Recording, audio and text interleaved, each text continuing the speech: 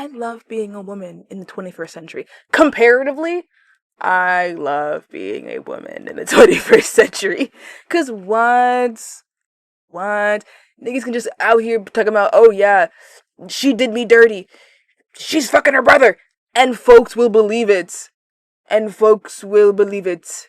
Ah.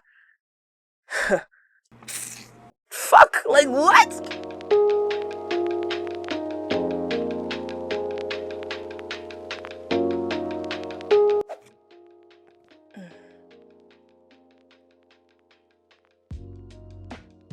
Cherryosa 71. I feel like I need to smell good for this video because we are talking about Tudor England. What's up guys, it's Kat. How you guys doing today? You ready to learn? Let's get into it. Little announcement, I'm about to graduate. I graduate this upcoming Friday. Yay! Confetti! Confetti, guys! Confetti! And I'm very excited for it. I'm actually in the process of making my graduation cap. It's like in the background, like, you know, let me describe it. So this is what I have right now. I like crocheting, so I'm like making these little crochet flowers. It's gonna go all around the border, this way and that way, and then I'm probably gonna like do another color, like a pink or some shit, to go like in the middle of it. But that's me. Yes, I was graduating fifth grade. I was graduating kindergarten, and I'm even wearing flowers in this photo, which I didn't even clock, honestly. That's kind of funny. But yeah, I'm working on my... Bitch. See, I knew I should have hot glued these down. I'm gonna hot glue these down tomorrow. I have these rhinestones from Michael's. They have adhesive on it, and like they stick to the photo, alright? But these ones up here, I didn't put adhesive on all of them. I only put adhesive on some of them. So I think the ones that I didn't put adhesive on, I gotta put... Wait, no. What am I talking about? The ones up here have adhesive, but I hot glued like the first row. I didn't hot glue the other two rows, and that's the ones that are coming off. So I think I might have to hot glue the other rows as well. But y'all don't give a rat's ass about that. I'm gonna put this down now. So today we are talking about one of my favorite ladies from history who gave birth to another one of my favorite ladies from history, Anne Boleyn. Now, whenever I talk about Anne Boleyn with somebody, I always have the need to ask them, like, have you ever seen Game of Thrones? And more often than not, they say yes, right? Because honestly, at this point, who has not seen Game of Thrones? If you've not seen Game of Thrones right now in the big 2025, maybe 2026, just turn that bitch on, bro. Like, just watch until, like, what? The long night episode, and then you're good. You don't gotta see nothing else after that. But the reason why I do that is because, like, everyone who has seen Game of Thrones, whenever I say, oh, what do you think about Marjorie Tyrell? They always say she was bad as fuck. Because she was bad as fuck. Like, genuinely. Like, what?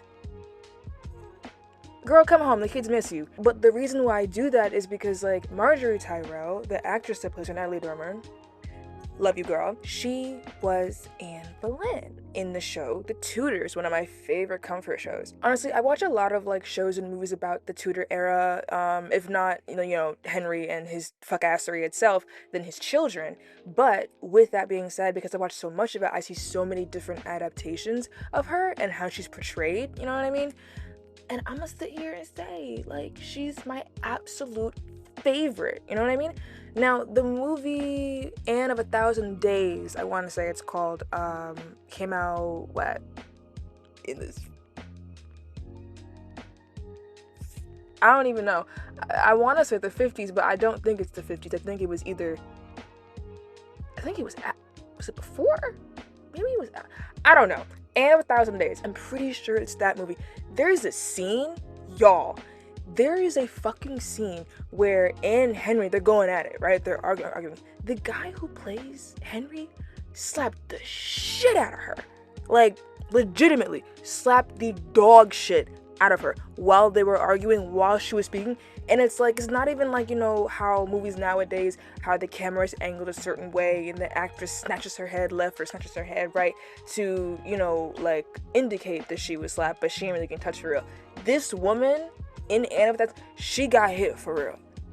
She got hit, and she ate the fuck out that slap too. Like, she was like, and you still a bitch. Like, it was But anyway, I want to talk about not specifically like her entire upbringing per se, but I want to talk about her rise and fall as the Queen of England, because I found that even though you can sit here and watch and learn and hear about this man, like people really only look at her as some kind of like side chick homewrecker, yada yada yada, which is fair. Which is fair, because when you look at it in media, if you're not doing actual research, you know, stuff like that, like you're gonna think she was a home-wrecking slut. Like that's just what it is. But justice for my girl. Justice for my girl. And you know what? Justice for all of the women that he married low-key. Because, you know, back then, science. Fuck. You know, like people thought that as soon as you got pregnant, it was automatically a man, you know, called a homunculus. And then if it came out a woman, or like, you know, a girl, then they thought that the pregnant woman had done something inside of her womb to purposely castrate the boy and then reform the cutoff dick into a coochie, which honestly makes no sense. Like on any level. But, let us begin. So for starters, let's just talk about this. Anne Boleyn was a trust fund baby, okay? There was literally no way she would have been in the king's face at all had she not been. That's just how it was. Now, her father was Thomas Boleyn, the first Earl of Wiltshire, and, listen to this, her mama. Her mother was Elizabeth Howard. Elizabeth Howard, right? Last name Howard. She married in the Boleyn family, and then she became Elizabeth Boleyn, right? Okay, cool. Who else has the last name Howard? Guys, Catherine Howard. Do you know what that means? Anne Boleyn, Henry VIII's second wife, and Catherine Howard, Henry VIII's fifth wife, were cousins. They were related. To a certain extent, it's quite good that Catherine never had children. And I say to a certain extent, I mean to a certain extent, because that girl was like, what, 20, 21? Younger than me, I know, when she died, because she didn't get pregnant, which is like... What, bro? But why are we keeping it in the family? I know every monarch on earth right now, West, is more or less related, you know, even prior to Queen Victoria just popping out kids out the ass. The monarchs of Europe is a family wreath. I'm gonna be so dead ass.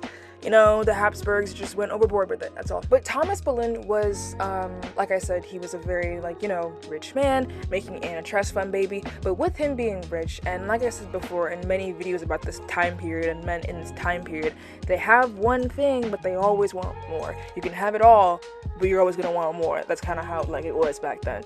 And so with this, he was very much known for being, like, OD ambitious. Like, when I see OD, I mean OD, like, calm the fuck down, bruh. And while he was at the court and, you know, him being under the king's thumb was a good thing, you know, it's always nice to be in the king's good graces in general, but he was kind of used as more or less like a diplomat, if you will. He was fluent in French for a reason, you know what I'm saying? So with him being fluent in French and, you know, knowing about France and things like that, when Anne turned 12, he sent her to go and live and be raised in the French court and learn the ways and, like, vibe and lifestyle and just, you know, to, like, be there and just take that in. And then eventually he'd bring her back to marry somebody of, you know, good standing. While she was there, she served beneath Margaret of Austria and Queen Claude of France, who was the wife of Francis I. Right. So she spent around 8-ish years in France, taking in their fashion, taking in their way they do politics, taking in, like, you know, just the art and the culture of France.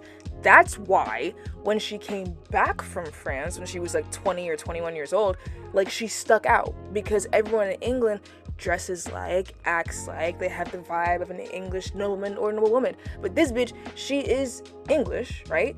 But everything else about her, the way that she sees the world, the way that she carries herself was very much like, oh, je ne sais quoi. You know what I'm saying? So that's why, like, not only was it very obvious as to why she stuck out to Henry, but she stuck out to everybody. So it's just like people were drawn to her, and then when you spoke to her, it was like, oh, okay, cool, like, you a cool ass bitch. So a year after she returned from France in 1523, she became a lady-in-waiting to Catherine of Aragon, right? Henry's first wife. Now, she remained a lady-in-waiting for a couple of years until about 1526, when Henry actually noticed her. But here was, like, the problem, I guess you could say. I don't even, I guess. Here was the fucking problem. And the Boleyn, okay.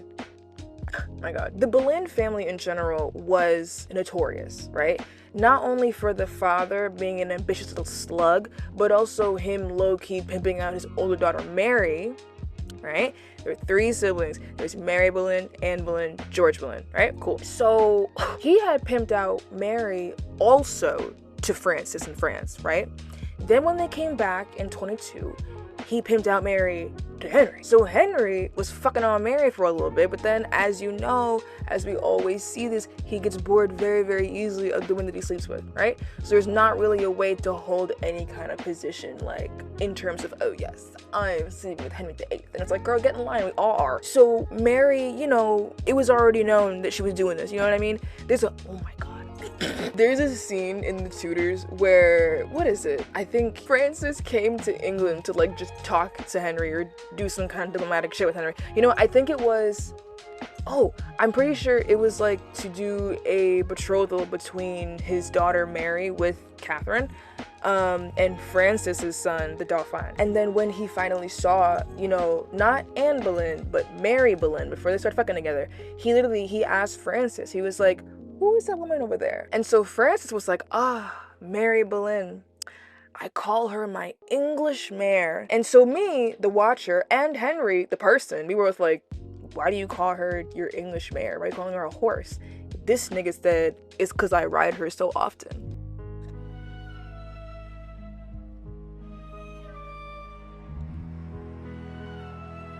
That's like objectifying on a different level, because that's crazy. First you call her a horse. Not only calling her a horse, why you gotta put her nationality in that bitch? Like, what the Henry starts sleeping with Mary when they come back, and that becomes, you know, court gossip, court whatever the fuck you want to call it. So when he actually noticed the younger sister Mary in 26, she couldn't just go ahead, bust it wide open already. You know, her sister already did that. So she was like, I'm not just gonna be another mistress. No. So he was like, I really want you. I really love you. I want to see what's between them thighs. And so she was like, cool, get in line. If you want to have a taste, then you gotta make me your wife. I'm not gonna be a side chick. I'm gonna be the main chick. And so with men like Henry, which like, funny as fuck, you honestly would not think there isn't a single man like Henry VIII, someone as weird, someone as controlling, someone as just like outright insane as this man, until you go to college. Then you meet like 18 Henry VIIIs and they're all in different fonts and they all think they're him. And half of them will be, you know, below 5'9", which is even fucking worse. But no, she told him, no, I don't want to sleep with you. I don't want to be with you because I don't want to be another mistress. No, point blank period. Why did that make him more obsessed with her? Huh? Her saying no triggered obsession, political upheaval, and religious reform. All because she didn't want to bust it wide open on the first date. The power of no. Obviously, when you're a king, that makes you a trust fund baby final boss, honestly. So you're not used to hearing the word no. You're not used to, like, not getting whatever you want. And so this is why I said, like, a lot of men think this is the case. They are, like, you know, entitled to fucking everything. Why? Because they're mad. I speak from experience. I'm not generalizing here. I speak from my experience. This fuck ass school, bro. Even though she said no, he still took the time to convince her to do that. Which reminds me of a guy that I knew some years ago who literally, he was trying to date me, right? And I told him, I was like, listen, I don't want to date anybody else at this school. I should have stuck to that statement. I don't want to date anybody else at this school. That includes you, so sorry. You know what this man said? He was like, we'll see. We'll see? Huh? Girl. So he sent her copious amounts of letters. We only have 17. I say only. We only have 17 surviving letters that he sent to her, trying to convince her, trying to flatter her, sending her gifts, sending her money, which honestly,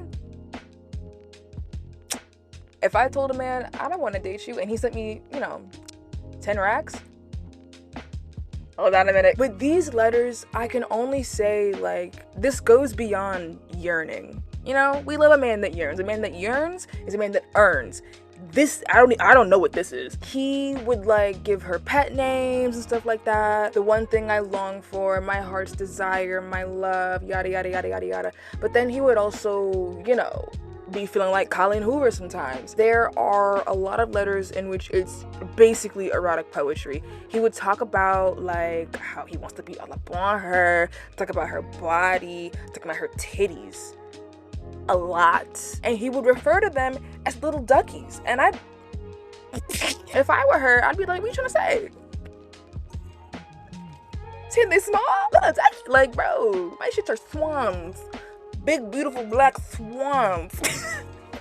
I'm sorry. He sent jewelry, money, clothing, like fabric to make clothing, expensive, top of the line shit, not that Sheen shit, top of the line shit, okay?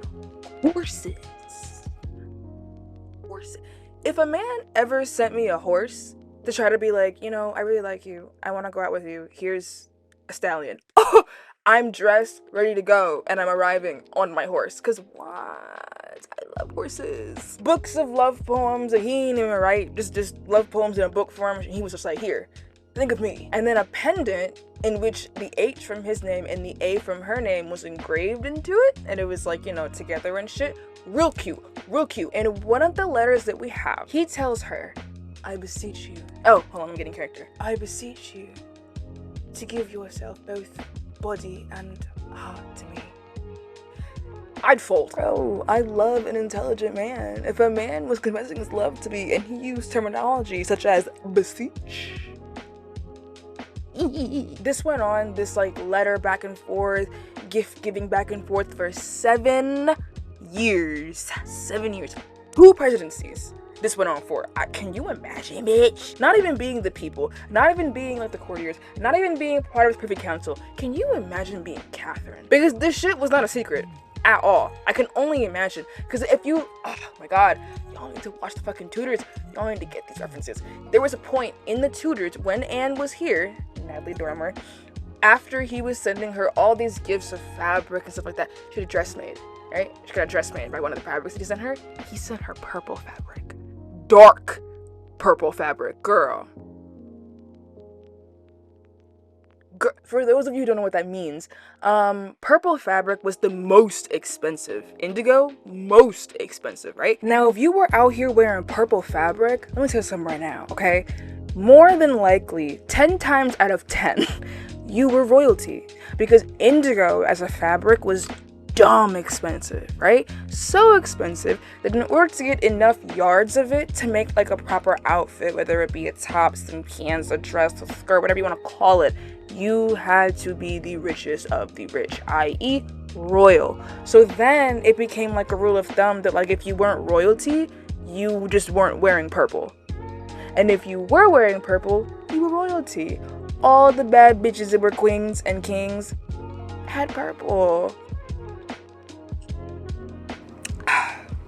So he commissioned a pendant where it was like an interlocked H, Henry, A, Anne into like their own little like crest. That's hella cute. All of this, right? All of this is going on and Anne is still saying no. Why? Put a ring on it, ho. So he decides through all this refusal to enact Cromwell to be like, figure out a way to get me this marriage. Because initially, right, he had Thomas More working on it. But Thomas More was like, you know, this is really, you know, not Christian. I really don't think you should do this. So he had him killed. Lifelong advisor, low-key best friend, just because he ain't like a side chick. Which is crazy. So then he had Thomas More working on it, and Thomas More was like, what about Protestantism? What about her? In which that made him the supreme head of the church, not the Pope, i.e. he could do whatever the fuck he wanted to do. And there was no one above him, religiously, to tell him otherwise or to tell him he'd go to hell.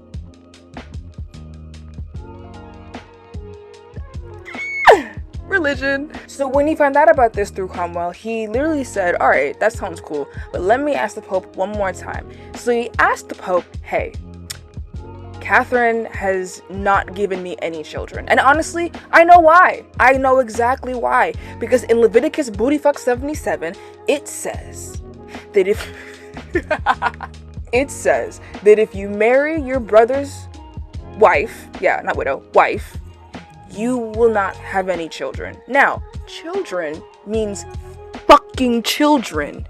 It's not gender specific. It means ain't little ones running around here, right? Obviously that's not fucking true because they already had a child, married first, okay? So this little verse don't mean shit. Like that does not mean anything. So he was bringing all this up and being like, my conscience, you're just horny, bro. So obviously he's not gonna fucking do that. Like what? And so as soon as the Pope said no, Henry was like, oh, you won't do it? And then broke away from the church, excommunicated himself from the church, and began the Church of England, which still held services to this day. I want to say the last time I looked it up, it was like 300,000 odd something members still. I find that kind of cool. But yeah, and in 1533, he secretly married her in an underground little ceremony. Now, obviously, it'd be like, all right, well, if he became the supreme head of the church and broke away from the Catholic Church, what is the point of marrying her in secret? Because that bitch was pregnant, and that shit was rushed. They fucked. After he was like, I'm breaking away from the church, we're gonna get married, you're gonna be my queen either way. She was like, cool, bust it wide open, now she pregnant. Bullshit. And in June of 1533, she was officially crowned in Westminster Abbey and Queen of England. Right. And because what? She was pregnant, she gave birth the same exact year. And people probably like looked at this and figured out that she was, figured out that she was pregnant like within the year that she became queen. Because if June is the 6th month and it takes 9 months for a baby to grow, how the fuck was Elizabeth born in 33? But yes, she gave birth to a girl. Fuck. And like I said before, medicine during this time, bro, as soon as you got pregnant, it was already a boy. So when it came out a girl, immediately, you did something to make it a girl. Whole time, it's the men that choose the gender. Baby, I only have X chromosomes, alright? You got the X and the Y. I ain't got nothing to do with that gender at all. I'm just here to look cute in my love photo shoot. I don't know what the fuck's going on in there. And so with this, Henry, obviously, he was like, well, we're both still kind of young. We are in like our late 20s, if you will. So we will have more children. And once again, there is a scene. I'm gonna keep referencing this show because the show is really fucking good. Yes, it's drama. I mean, who made it? Showtime. Showtime made it. Like, it's gonna be drama. But there are some stuff where it's like, they literally showcase these scenes happening. They showcase these events happening. And it gives you, like, the ability to, like, visibly see what that may have looked like. That conversation, that interaction, that altercation. And it's so cool. So, 33. Elizabeth I, she is born. Yes. Healthy, beautiful, bouncing baby girl. So immediately after realizing that she just gave birth to a girl and not a boy, who, I would just be happy if the baby's fucking healthy in this time period, but shit. Patriarchy. She immediately starts fucking, right? Which, let me just say this for those of you who don't know. This is a gender neutral fact that everyone should know. When you give birth to a baby, yeah? Minutes, seconds, however long it takes, everyone is different, right? The placenta comes out, right? That shit goes for an exuberant amount of money. Keep that shit. But also, when a placenta comes out of your body, it leaves a dinner plate sized hole on the inside of your womb. One of the two reasons, why you should not be fucking and having sex after you have a fucking baby. Like that whole thing of Irish twins, what Irish twins are? That shit where it's like one kid is born like in fucking November, and then like the second kid following after is born like fucking August. It's like, what the fuck are y'all doing? Like, can y'all relax? Yeah, very horrifying. I think I would actually kill my husband if he ever broached the subject of that shit. Absolutely not. 2 years minimum with these babies, bitch. If you don't like it, argue with your mama. Argue with your mama. Don't argue with me. So yes, be safe and considerate of people, please. It's horrifying. One of the reasons why, especially, you know, maybe it's okay today's world to like do that, and you know, the chances of the second child being born, you know, with no complications, or just like, you know, it not being stillborn or otherwise, are much higher in general now. But back then it wasn't. So when she popped out Elizabeth and then started fucking again and got pregnant again in 34, obviously miscarriage. You stress yourself out trying to make sure it's a boy, trying to do whatever you think will make it a boy. You're stressed out because, well, if it's not a boy, I'm gonna disappoint him. He already broke away from the Catholic Church for me. The least I could do was give him a son. That's an exuberant amount of stress, especially because we don't control the fucking gender. So 34, miscarriage, right? Horrific. Then 2 years later, January 1936, another miscarriage, and when they examined the fetus, it was a male fetus. That last miscarriage in 36 happened around the time Catherine of Aragon died, but around the time he met Jane Seymour.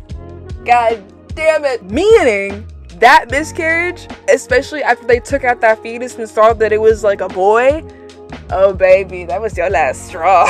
In Tudor England, if you were a queen, right, and you couldn't produce sons, no matter like, you know, how many times you tried, you know, you were seen as expendable, because that was literally low-key like your only fucking job. As a queen, your only job was to produce sons and like not cheat on your husband. That's it. But if you kept getting pregnant and kept having miscarriages that, you know, when they looked at the fetus, it was giving boy, baby, you were cursed.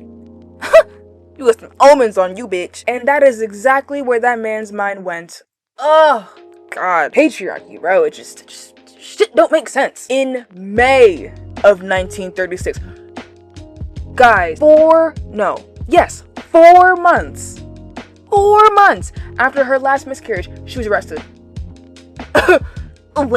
She was charged with adultery with multiple men, starting with like 1 or 2, and then rumors spread, then I got up to over 100. Bonnie Blue who? Incest. Oh boy. Incest with her brother, George Boleyn. Now baby,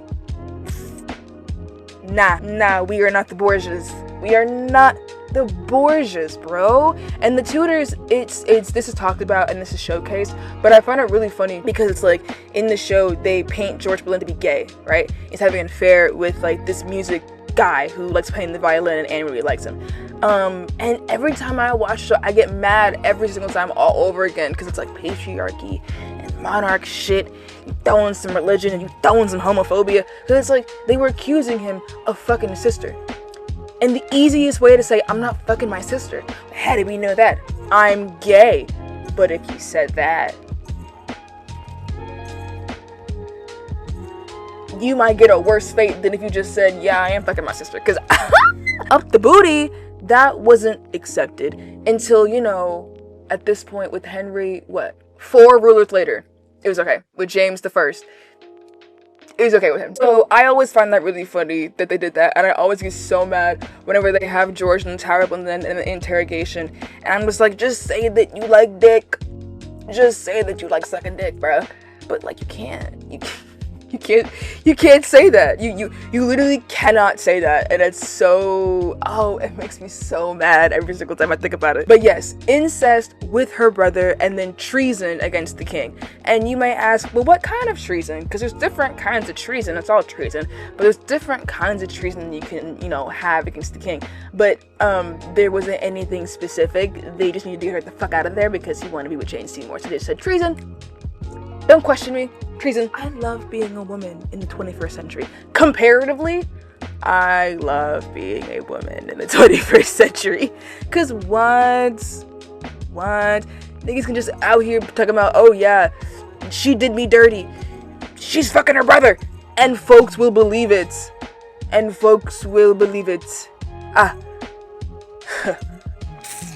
Fuck, like what? So obviously, because this is such an interesting woman, let alone time period to live in, a lot of the historians that just go through English history in general or specialize in Tudor history, they're on one accord that this was all some fabricated bullshit. Cause like, bro, she had a miscarriage. 4 months later, suddenly she's fucking her brother. She got over 100 suitors and is committing treason against you? Really? Really? But it's like, you can't really tell the king, be like, bro, you're bluffing. Cause look, now you're dead. Now you ain't got no head. Like, what the fuck, bro? And this is the other side that really gets me mad. Thomas Cromwell helped Anne tell the king, Protestantism. We gotta be Protestant if we want to get what we want. He was the one that helped her with that. Got it all together. But the nanosecond that she started acting crazy, and I say acting crazy, honestly, no, I'm not gonna say that. The nanosecond that she was losing babies, all of a sudden Cromwell was all hands on deck, getting all this shit together. Oh, and they accused her of witchcraft. They were out here being like, she a witch, she a witch, she a witch, she a witch. Okay, how is she a witch? She has moles on her back.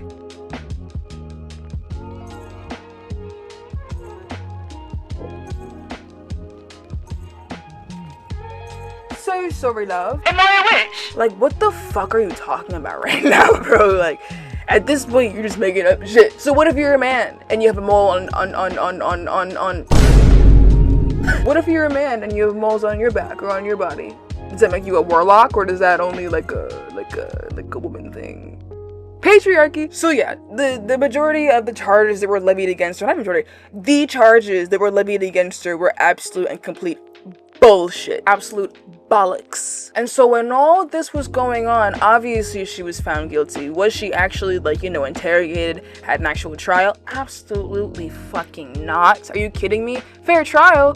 What do you think we are? A black man in 1530, whatever the fuck, England, would have a better trial than her, alright? Which is a crazy statement to say. But as a result of her being found guilty, then it came to the sentencing, okay? Initially, Henry wanted her to be burned at the stake to cause her the same kind of humiliation that she caused him, even though she didn't really cause any humiliation. She just kept losing the babies because, excuse me, every time she was pregnant, what was he doing? Fucking somebody else. Because he couldn't understand why, when you're 8 months pregnant, why don't you want to get freaky? I have a person, what? Then he changed it to beheading by an axe. I think that's that York blood in him trying to come out. I don't really. But eventually he decided, alright, you know what? I'm doing too much. Let me stop. And just said, you know what? We can just behead her. It's fine. And even got a specific executioner that was very good at beheading, which is so crazy because how the fuck do you get good at beheading?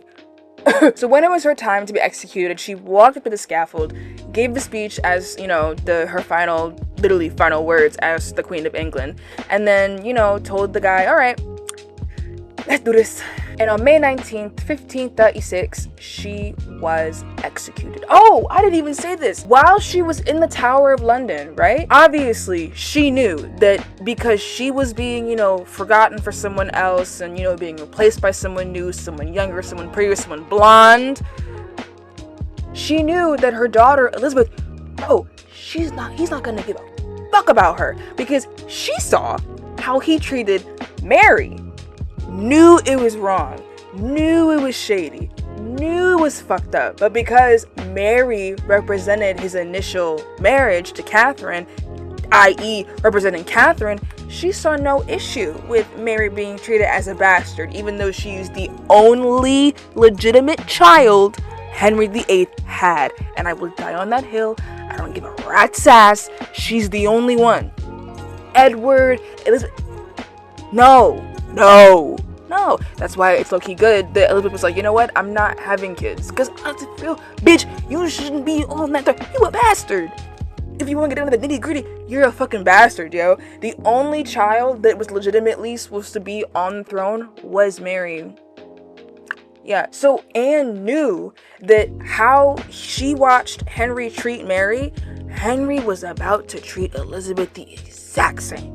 So in the final, you know, months, if you will, of her, months, weeks, whatever you want to call it, of her being in prison, she spent all the money that she got from being queen and, you know, bought Elizabeth clothes and just things that, like, you know, she could, like, I guess use or have if, like, you know, Henry did completely abandon her and left her with absolutely nothing, leaving her a fucking orphan. She had all this shit that she could, like, possibly sell, or, you know, just stuff to keep her comfortable, because she knew that Henry wouldn't give a fuck about her after she died. Like, she knew that. I find that so heartbreaking. Like, that's awful. Like, in the Tudors, it showcases, like, you know, when they're packing up all of Elizabeth's stuff to get her out of the castle, because, like, they're like, we can't let the king see her, we don't know what he'll do, he's already acting crazy off rip, like, I don't, yada yada yada.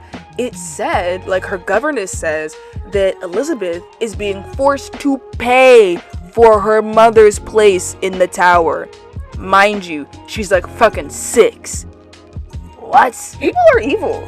Like, people are really, really evil. Men can be crazy when they don't get what they want, babe. Look. Look. But yes, May 19th, 1936. Rest in peace, Queen Anne Boleyn.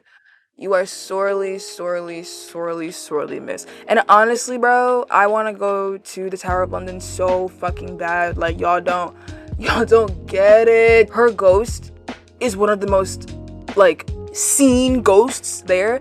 And bitch, if I go, and I'm walking down a corridor, like, damn, this is crazy as fuck. Oh my god, I'm in the Tower of London, holy shit. And I look to my right, and I see that bitch. I don't even know how to react. I honestly, I'd probably shit myself, honestly, because I'd be seeing someone who's been dead for over 500 years. Like, but like, oh my god. Oh my, girl! What? Her ghost, and then, I can't remember the palace. It's not Buckingham, because they weren't living there yet, I don't think. They weren't. But it's another palace that you can go and, like, tour it, where Catherine Howard's ghost is seen screaming, like, running down the hallway, because when, you know, it was found out about her affair with Thomas Culpeper, she raced down, like, the halls and shit, calling out to Henry, please, please, please. And that's a sighted ghost. Girl, like, Anne Boleyn's ghost is usually seen either walking, chilling, like, you know, full body just chilling, or she's headless and she's holding her head and she's walking around. Bro, headless horseman, who, bitch? Like, that's crazy as fuck, scary as hell, crazy as fuck. I want to go see it. I should vlog that if I ever go to. That'd be so fun. I'm gonna do that. I'm gonna vlog it if I go see it. I'm gonna vlog it. But anyway, that was the story of Miss Mama Anne Boleyn, her rise and fall. History really has done her dirty. Media has really done her dirty to a certain extent in certain projects. Because, like, she was a woman in 16th century England. For all she knew, the nanosecond that he, like, you know, asked her to be his mistress or asked her to come to the bed and she said no, she could have died literally right then and there. But it also begs the question of, like, okay, if Anne Boleyn didn't sit there and say, you know what, no, I want to be your wife, I don't want to be your mistress, I want to be your wife. If she didn't ask that, would someone else have? And honestly, I can answer that. Yeah. It was literally just a matter of anybody who Henry was fucking with saying that. It could have been anybody. It could have been Mary. It could have been Mary. Anne's older sister. It could have been Mary who said no, Anne who said no, Jane who said no. What? Anne of Cleves, that was purely political. Catherine saying no. Like, it literally, Elizabeth Blount saying no. It literally could have been anybody. Also, Elizabeth Blount, one of Catherine's ladies-in-waiting before Anne got there, had an affair with Henry, got pregnant, gave birth to a son on the first try, Henry Fitzroy, and then he died, what? I think when he was like 17, something like that. But that is all I have for you guys today. Some short, sweet, cute listen to on your drive to work or to school. Thank you guys so much for watching. Don't forget to like, comment, share, and subscribe. And I will see you guys in the next one. Bye!